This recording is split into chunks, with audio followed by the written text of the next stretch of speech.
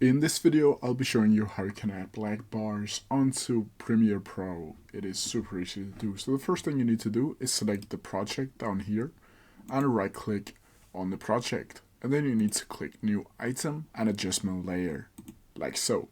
Then from here, you just need to click OK. Then from here, you just need to drag your adjustment clip onto your timeline, like so, and make adjustment layer as long as the clip down at the bottom. Then from here, you need to go over to the effects panel and go up to search and click on crop and just drag the crop into the adjustment layer, like so. Then from here, you need to click on the adjustment layer and go up to effects control.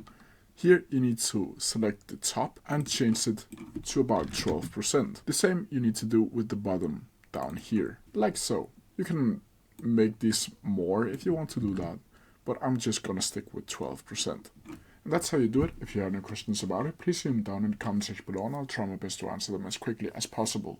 See ya!